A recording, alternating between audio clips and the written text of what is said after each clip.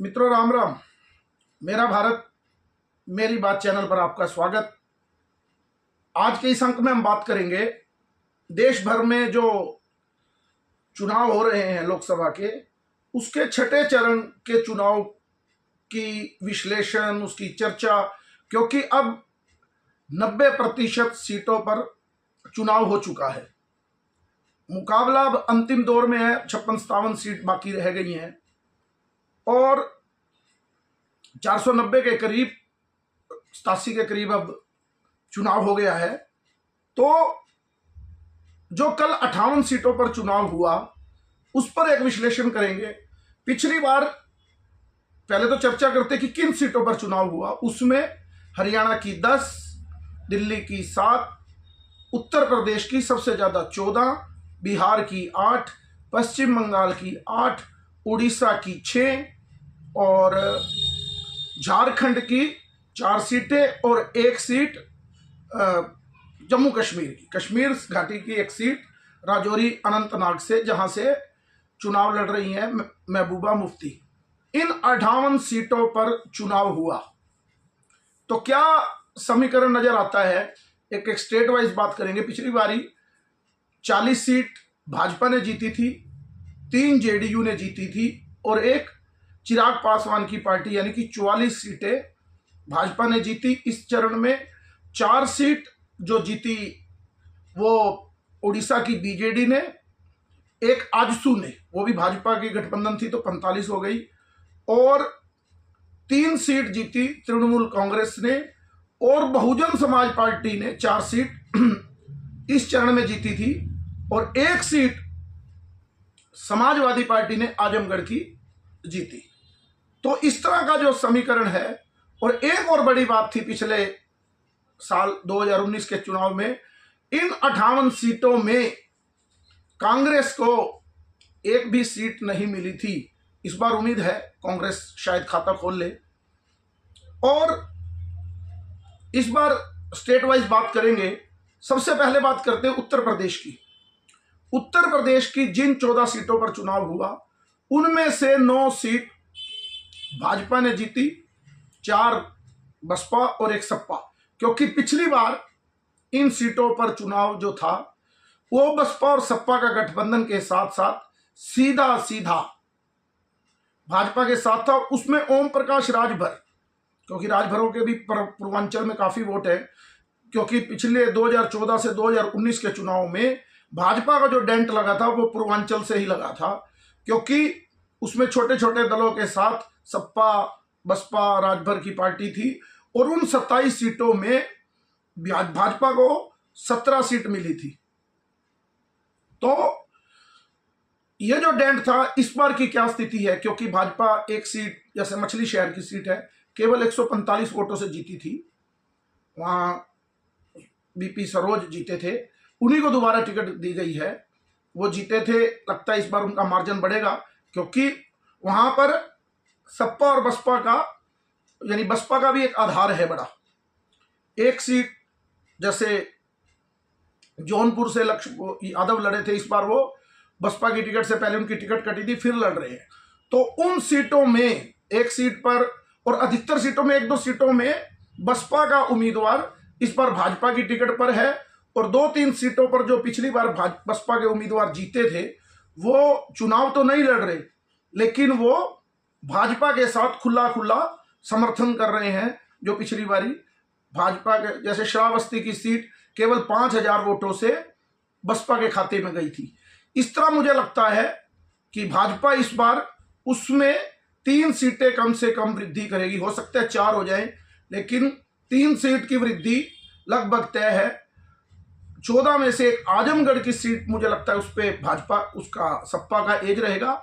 1 आधी सीट और कहीं मुकाबला नजदीकी है तो डुमरियागंज है, और लेकिन मुझे लगता है 12-13 सीट, 3 से 4 सीट इस चरण में उत्तर प्रदेश से भाजपा की बढ़ने जा रही हैं, क्योंकि वहां पर अब जो पूर्वांचल का इलाका है, वहीं पे बनारस की सीट है बराबर में ही, और वहीं पर गोरखपुर जो योगी जी का इलाका है, और वहां पर मुस्लिम यादव भी है, इसलिए मुकाबला नजदीकी रहता है। लेकिन समाजवादी पार्टी ने राजभर को ठुकराकर और राजभर को भाजपा ने लेने के कारण भी बहुत बड़ा परिवर्तन होगा और सपा बसपा की जो दो हिस्से हुए हैं उसका भी नुकसान बसपा को होगा। प्रतापगढ़ की सीट है, फूलपुर की सीट है, इलाहाबाद की सीट है, तो ये सब सीटें लगभग भारतीय जनता पार्टी जीत की ओर बढ़ रही है। तो इसमें 12 से 13 सीट उत्तर प्रदेश में यानी 3 से 4 सीट बढ़त की ओर भाजपा रहने वाली है। इसके बाद बिहार की बात करेंगे। जिन 8 सीटों में चुनाव हुआ उसमें पिछली बार 4 सीट भाजपा ने जीती, 3 जेडीयू ने और 1 सीट जीती रामविलास पासवान की, चिराग पासवान की पार्टी ने। और इन सीटों में 5 सीट लगभग सभी सीटों पर जो भाजपा की जीत थी, भाजपा और 2 लाख से ऊपर की थी 7 सीट पर जीत, 8 में से 7 सीट में 2 लाख से ऊपर, और उसमें भी 5 सीट जो है वो 2 और 3 लाख के मार्जिन से भाजपा जेडीयू ने जीती थी। केवल एक सिवान की सीट थी जो जेडीयू ने 1,16,750 मतों के लगभग जीती थी, और उसमें भी जो शहाबुद्दीन वहां के किंग है सिवान के, बहुत बड़े माफिया डॉन थे पहले, पप्पू यादव, शहाबुद्दीन, उनका एक साम्राज्य चलता था। उनकी धर्मपत्नी सिवान से लड़ी थी, लेकिन इस बार लालू यादव की पार्टी ने उनका टिकट काट दिया और उनके समर्थन में पप्पू यादव भी रैली करने गई और वो निर्दलीय चुनाव लड़ रही हैं। यानी कि राजद के भी हिस्से में 2 टुकड़े हो गए, वो मुस्लिम वोट भी है सिवान में और शहाबुद्दीन का वहां डंका बसता था मुसलमानों में, तो वो चुनाव की टिकट उनकी काटी, 1,16,000 वोट से वो हारी थी, तो उसमें डिवाइडेशन है। तो इस बार भी 8 की 8 सीट भाजपा और जेडीयू गठबंधन की ओर झुकती नजर आ रही। इसमें कोई किंतु परंतु नुकसान का कहीं कोई विषय नहीं है। इसके बाद आगे बढ़ेंगे। उड़ीसा में 6 सीट पर पिछली बार जो छठे चरण में चुनाव हुआ उसमें 2 सीट भाजपा को मिली और 4 सीट बीजेडी को मिली। उसमें से जैसे भुवनेश्वर में 1,12,000 वोटों के लगभग मेहताब भृतहरि चुनाव लड़े थे, जीते थे बीजेडी से, वो इस बार भाजपा की टिकट पर चुनाव लड़ रहे हैं। संबित पात्रा केवल 11,000 वोटों से जगन्नाथपुरी से चुनाव हारे थे। इस बार उनके चुनाव जीतने की लगभग अधिक प्रतिशत चांस है। तो लगता है कि 6 में से एक सारंगी पिछली बार जीते थे, आपको बड़ा ध्यान होगा, एक बड़े फकीर से, उनको मंत्री भी बनाया था, संबलपुर से वो जीते थे। तो इस तरह से 6 में से 2 की बजाय 4 या 5 सीट हो सकते हैं, 6 सीट भाजपा जीत जाए, लेकिन 4 सीट तय हैं और 5 भी हो सकती हैं। तो 2 से 3 सीटों की वृद्धि आप नोट कर लेना, 2 से 3 सीटों की वृद्धि उड़ीसा में भाजपा की होने जा रही है, क्योंकि भाजपा की उम्मीदें भी और वहां के रुझान भी बता रहे हैं कि उड़ीसा में भाजपा इस बार बहुत अच्छा करने जा रही है। 2014 में मोदी लहर में भाजपा को 1 सीट मिली थी और उससे अगले चुनाव 2019 में भाजपा को 8 सीट मिल गई थी और 1 सीट केवल 10,000 वोटों से आ रहे थे और कुछ सीटें और भी थी जो 13,000 15,000 के मार्जिन से भाजपा हारी थी। तो उसके बाद हम बात करेंगे झारखंड की। उसमें 4 सीट में चुनाव हुआ कल, तो उसमें 3 सीट पिछली बार भी भाजपा ने जीती थी और 1 सीट भाजपा के सहयोगी आजसू ने जीती थी, वो सुदेश महतो की पार्टी है। तो इस बार भी वही परिणाम होने जा रहा है, क्योंकि पिछली बार भी पूरी सीटों का मार्जिन लगभग 2.5 लाख से ऊपर था भाजपा का इन 4 सीटों में। इस बार भी मार्जिन भी बढ़ेगा और क्योंकि पिछली बार ताजी ताजी सरकार भी अभी हुई थी, तो लगता है कि मार्जिन बढ़ेगा। 1 सीट जिसको कहते हैं लोकतंत्र की जीत, वो है जम्मू कश्मीर की सीट। जम्मू कश्मीर की जो अनंतनाग और राजौरी की सीट है, आदि हिंदू आबादी भी है, मुस्लिम आबादी भी है, वहां पर महबूबा मुफ्ती पिछली बार आ रही थी और इस बार भी महबूबा मुफ्ती उस सीट से चुनाव लड़ रही हैं। जो नोट करने की बात है, केवल 9.25% केवल हार जीत का अंतर 30-30% था जिन चुनाव लोकसभा की हार जीत में। अनंतनाग राजौरी सीट पर केवल 9.25% मतदान 2019 में हुआ था और इसमें लगभग इस बार 54% यानी 9 छिक्का 54, 6 गुना अधिक मतदान प्रतिशत हुआ है। ये जो लोग कहते हैं 370 हटाने से क्या फर्क पड़ा, इस बार कश्मीर घाटी की तीनों सीटों का मतदान प्रतिशत देखेंगे तो आपको मालूम होगा कि कश्मीर किस तरह से भारत का हिस्सा हुआ है। तो उसके बाद जो सबसे बड़ी बात, और इस बार भी महबूबा मुफ्ती के हारने के चांस है क्योंकि वो धरने पे भी बैठ गई और 9% वोट में ही नहीं जीत पाई, तो 54% मत में तो मुझे नहीं लगता कि वो चुनाव जीते। तो ये सीटें थी। इसके बाद जो सबसे बड़ा इस चुनाव में रोचक तथ्य आ रहे हैं वो है पश्चिम बंगाल, जहां पूरे देश की नजरें लगी हैं। पिछली बार 8 सीट थी इस छठे चरण में, उसमें से 5 सीट भारतीय जनता पार्टी ने जीती और 3 सीट टीएमसी ने जीती। उस 5 सीटों में दिलीप घोष थे, मेदिनीपुर से लड़ रहे हैं, झारग्राम, मेदिनीपुर, सीतापुर थी 1 सीट और बांकुरा, पुरलिया। तो ये 5 सीट बीजेपी ने जीती। 3 सीट तुमलुक, कांथी, ये एक सीट और थी घाटल।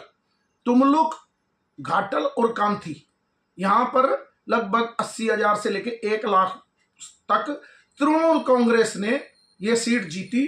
और ये तीनों सीट अधिकारी बंधु, 2 तो शुभेंदु के भाई थे, एक घाटल एक तुमलुक से इस बार शुभेंदु अधिकारी के भाई की बजाय वहां पर चुनाव लड़ रहे हैं। जो हाई कोर्ट से चुनाव से छूटे तो जज थे, हाई कोर्ट के जज थे, उन्होंने अपनी जजशिप से इस्तीफा देकर और चुनाव लड़ रहे हैं। वो चुनाव तुमलुक से जीतेंगे। पिछली बार भी विधानसभा चुनाव में भी यहां पर भाजपा को अच्छी खासी बढ़त थी। घाटल और कांथी में शुभेंदु अधिकारी के भाई पिछली बार टीएमसी से जीते थे, इस बार वो भाजपा से लड़ रहे हैं, उनका जीतना भी तय है। और घाटल वहां पर, क्योंकि ये तीनों वहां भी अधिकारी बंधु इनके परिवार से ही जीते थे, तो ये जो 3 सीट थी जो तृणमूल कांग्रेस ने जीती थी, वो पूरे की पूरा कब्जा इन इलाकों में शुभेंदु अधिकारी का रहा है। वो उनका गढ़ रहा है नंदीग्राम, जो झारग्राम के इलाके में पड़ता है। तो पूरा जो जहां पे उन्होंने ममता बनर्जी तक को विधानसभा चुनाव में हरा दिया था, तो ये जो इलाका है, तो भाजपा 5 से अब 6 जीते, 7 जीते या 8 जीते, यानी भाजपा की यहां भी 2-3 सीट बढ़नी तय है। हो सकता है क्लीन स्वीप इस चरण में भाजपा पश्चिम बंगाल में कर जाए, क्योंकि मैं जो बता रहा हूं कि जो 3 सीट पिछली बार टीएमसी ने जीती थी, वो शुभेंदु अधिकारी के परिवार के लोग ही टीएमसी से लड़ रहे थे, क्योंकि उनका दबदबा है। तो ये समीकरण पश्चिम बंगाल में बड़े जबरदस्त देखने को आपको मिलेंगे कि किन किन परिस्थितियों में भाजपा मजबूत हो रही है। केवल एक वैसे बात करने के लिए नहीं, बिल्कुल जमीनी सच्चाई यही है अगर आप विश्लेषण करेंगे। इसके बाद जो सबसे बड़ा आनंद का विषय है वो है दिल्ली की 7 सीट थी, भाजपा यहां से 7 सीट जीती और बड़े मार्जिन से जीती। लेकिन इस बार दिल्ली में परिस्थितियां अलग हैं। पिछली बार दिल्ली के अंदर जो सीटें थी 7, उसमें भाजपा जीती और कांग्रेस और आम आदमी पार्टी अलग अलग लड़के चुनाव लड़ी थी। इस बार उन दोनों का वो हो गया है विवाह बंधन की तरह बेमेल समझौता, क्योंकि दोनों एक दूसरे पार्टी को खत्म करने पे उतारू थी।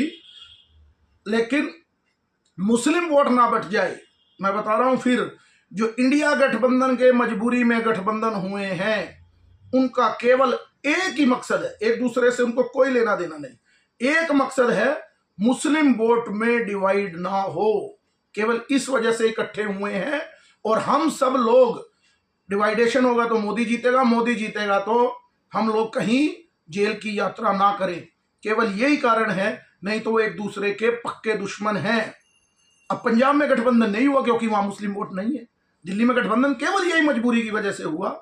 लेकिन दिल्ली की स्थिति जो कल आपने टीवी में भी देखा होगा, चैनलों के सर्वे भी, जैसे जैसे वो लोग माइक लगा रहे थे, क्या स्थिति है। और जो एक कांग्रेस का चैनल है, नाम नहीं लेना मुझे, वो ज्यादातर, तो उसकी एक पत्रकार को मैं शाम को कल सुन रहा था, तो उसने कहा कि मैं सुबह से घूम रही हूं, तो मुझे लग रहा है कि जो स्थितियां 2019 में थी वही लोग ऐसे का ऐसे वोट डाल रहे हैं, बल्कि असमंजस की स्थिति कांग्रेस के जो वोटर हैं उनमें है कि हम लोग कैसे वोट डालें। आप देखेंगे 2014 में 33% के करीब वोट आम आदमी पार्टी को मिला और 18% के करीब वोट कांग्रेस को मिला, लेकिन 2019 आते आते आम आदमी पार्टी का वोट 18% हो गया और कांग्रेस का जो वोट है वो 23% हो गया और आम आदमी पार्टी का 15%, यानी 38% वोट इनका हो गया जोड़ में। और कांग्रेस आम आदमी पार्टी से भी आगे बढ़ गई 2019 के चुनाव में। अब वो दोनों मिलकर चुनाव लड़ रहे हैं, इसमें कोई संशय नहीं कि सातों की सातों सीट भाजपा अच्छे मार्जिन से जीतेगी। पिछली बारी लगभग 3 लाख से 4 लाख और 5-5 लाख के भी 2.5-6 लाख के भी मार्जिन थे 2 सीटों पर, तो वो मार्जिन कम होगा। सबसे कम मार्जिन दिल्ली के अंदर चांदनी चौक सीट से होगा जो भाजपा जीतेगी। और जो सबसे बड़ा मार्जिन है, आपके बड़े फेमस नेता, आपके नहीं यानी कि लोगों के फेमस नेता उदित राज, जो हर समय टीवी पर आकर परेशान हो जाते हैं और उनका बड़ा ट्रोल भी होता है और उनका पता नहीं किस विषय में चर्चा करें। दिल्ली में सबसे ज्यादा वोटों से कोई हारेगा तो वो उत्तर पश्चिमी दिल्ली से उदित राज की हार होगी। और इसी तरह से जो सहरावत है, जो प्रवेश साहिब सिंह की जगह चुनाव लड़ रही हैं, उनका मार्जिन भी बहुत बड़ा होगा। रामवीर सिंह विधूड़ी, वो मार्जिन कम होगा लेकिन अच्छे मार्जिन से जीतेंगे। मनोज तिवारी भी पक्का जीतेंगे क्योंकि वहां जो सबसे बड़ा मुकाबला है वो कन्हैया कुमार के साथ है। ये वही कन्हैया कुमार है जो पिछली बार 2019 में बेगूसराय से लड़े थे और तीसरे नंबर पर आए थे। इनकी खटिया खड़ी की थी उस समय तेजस्वी यादव ने, क्योंकि वो वामपंथी की टिकट से लड़े थे, उनको कोई और रास्ता नहीं मिला। उन्होंने कहा वामपंथ तो खत्म होता जा रहा है। तो वो जैसे ही कांग्रेस में आए, राहुल गांधी ने सबसे ज्यादा प्यार दुलार कन्हैया कुमार को दिया है और उस कन्हैया कुमार जैसे व्यक्तियों की वजह से ही आज जो कांग्रेस पार्टी है वो पूरी तरह वामपंथी पार्टी हो गई है। ऐसे लोगों को लेकर योगेंद्र यादव उनके राजनीतिक सलाहकार हैं, कन्हैया कुमार जैसे उनके नेता हो गए हैं। इसी वजह से, क्योंकि जो दोनों का गठबंधन से भी इनका जो वोट बनता है वो 38% था पिछली बार, लेकिन दोनों कितना ट्रांसफर करेंगे, क्योंकि दिल्ली के जो अरविंदर लवली जैसे व्यक्ति बड़े कद्दावर नेता थे वो चुनाव भी लड़े थे और शीला दीक्षित भी चुनाव लड़ी थी पिछली बार मनोज तिवारी के खिलाफ, और अरविंदर लवली भी चुनाव लड़े थे, जहां पर अब कुलदीप चुनाव लड़ रहे हैं आम आदमी पार्टी के। गांधीनगर में उनका बड़ा दबदबा है। वो लोग भी अब कांग्रेस छोड़कर भाजपा की ओर आ गए हैं, तो उनके साथ की यानी 38% वोट दोनों का भी मिलाने पर ऐसी परिस्थितियां नहीं होने वाली। लेकिन किंतु परंतु करेंगे, फिर भी 10 से 15% के मार्जिन से सातों की सातों सीटें भाजपा दिल्ली में जीतने जा रही है। लेकिन इस चुनाव का, दिल्ली के चुनाव और बॉम्बे के चुनाव का मुंबई का बड़ा एक आनंद रहा। दिल्ली का जो कल चुनाव था, कहते हैं ना किसी पार्टी का जब अंत आता है तो किस तरह आता है, वो कल दिल्ली के चुनाव ने साबित किया। गांधी नेहरू परिवार जिन्होंने इस देश पर 60 साल राज किया, उन्होंने क्या किया, पहली बार कांग्रेस को वोट नहीं डाला है। उन्होंने नई दिल्ली में सोमनाथ भारती के पक्ष में मतदान किया है और आम आदमी पार्टी का वहां उम्मीदवार था, कांग्रेस का उम्मीदवार भी नहीं है। जब से देश आजाद हुआ उस सीट पे भाजपा और कांग्रेस का मुकाबला रहा, लेकिन अब वहां पर कांग्रेस ग्राउंड में ही नहीं है। तो आप अंदाजा लगा लीजिए, जिस पार्टी के सर्वोच्च नेता अपनी पार्टी को वोट नहीं कर पा रहे तो उस पार्टी की हालत क्या होगी। ये जो कांग्रेस 50-60 सीटें जीतने वाली है, इसमें कांग्रेस का कोई योगदान नहीं। इसमें कुछ भाजपा की कमियों के उम्मीदवार हैं या कुछ ऐसी परिस्थितियां हैं जहां भाजपा को हराने के लिए कुछ लोगों ने वोट डालना है, लेकिन राहुल गांधी और सोनिया गांधी और प्रियंका का कोई दूर दूर तक का वास्ता नहीं है। अब तो रेहान वाड्रा जो उनका बेटा है रॉबर्ट वाड्रा का, तो उन्होंने पहले उनका नाम था रेहान रॉबर्ट वाड्रा, अब सुनने में आया है कि उन्होंने लिखा है रेहान राजीव वाड्रा, यानी राजीव गांधी से जोड़कर रॉबर्ट को बीच में से हटाकर, लेकिन लगता है वो धीरे धीरे क्या करेंगे, राहन राजीव गांधी, गांधी भी आएगा अभी 2-4 सालों में, अगर ये पार्टी 50-60 सीट लेकर लड़ती रही तो ऐसी भी परिस्थितियां हो सकती हैं। ऐसी ही बुरी स्थिति पिछले चरणों के चुनाव में हुई थी। पिछले चरण में बाला साहब जो हिंदू हृदय सम्राट थे उनके बेटे के साथ, वहां पर भी उद्धव ठाकरे और आदित्य ठाकरे के परिवार ने शिवसेना को वोट नहीं डाला। जिन बाला साहब ने कहा था कि मैं अपनी कांग्रेस, अगर मेरी पार्टी कांग्रेस बनती गई, मिलना तो बड़ी दूर की बात है, यानी थोड़ी सी भी कांग्रेस होती गई तो मैं पार्टी बंद कर दूंगा। उन्होंने कहा क्या करोगे, नाराज हो जाओगे, आप छोड़ दोगे राज? बोला नहीं, मैं दुकान बंद कर दूंगा। आप वीडियो देखना बाला साहब का। तो वहां पर भी उद्धव ठाकरे ने उन बाला साहब की आत्मा को ठुकराकर कांग्रेस को वोट किया है बजाय शिवसेना के, क्योंकि शिवसेना वहां लड़ी नहीं, कांग्रेस के गठबंधन जहां मातोश्री है वहां से कांग्रेस लड़ रही है। यानी इस बेमेल गठबंधन का तो ये हाल है। तो 7 सीट ये, तो कुल मिलाकर अब 10 सीट इसमें अब है हरियाणा की, क्योंकि हरियाणा में मेरे दर्शकों को, मेरे साथियों को बड़ा इंटरेस्ट रहता है, तो इसमें अभी उसकी चर्चा नहीं। अगले अंक में हरियाणा के 10 लोकसभा सीट और उसमें से कुछ सीटें कि विधानसभा वाइज की सीट पर क्या हो रहा है उसकी भी चर्चा करेंगे, तो उसका विश्लेषण अगले अंक में करेंगे तो क्या रहता है। लेकिन 40 सीटें भाजपा की 58 में से थी, तो भाजपा की और गठबंधन की जो 45 सीटें कुल थी, इसमें भाजपा को बढ़त मिलेगी। 58 में से 45 होने के बावजूद भी भाजपा इस छठे चरण में, आप नोट कर लीजिए, जबकि 1-2 सीट घटेंगी कहीं से, लेकिन उसके बावजूद भी भाजपा को छठे चरण के चुनाव में अच्छी बढ़त मिलने वाली है। हो सकता है कांग्रेस हरियाणा में कहीं कुछ एक आधी सीट, जब मैं कल चर्चा करेंगे तो करेंगे कौन सीटों पर मुकाबला है, लेकिन मुझे नहीं लगता कि जो 48 सीटों का हमने विश्लेषण किया है उसमें कांग्रेस फिर शून्य है। कांग्रेस शून्य है इन 48 सीटों में। बाकी 10 सीटों की चर्चा करेंगे, उसमें कितनी कांग्रेस जीतेगी। तो मेरे इस अंक को अगर आपको पसंद आए तो लाइक कीजिए, सब्सक्राइब कीजिए, शेयर कीजिए। सब्सक्राइब जरूर कीजिए क्योंकि उससे दर्शक बढ़ते हैं और ज़्यादा तक लोगों तक ये बात पहुंचती है। और शेयर कीजिए। अगली बात में भी हम आपका स्वागत करते हैं। आप जुड़ेंगे हरियाणा वाले विषय पर, मुझे मालूम ही है। तो सबको नमस्ते, जय श्री राम, भारत माता की जय।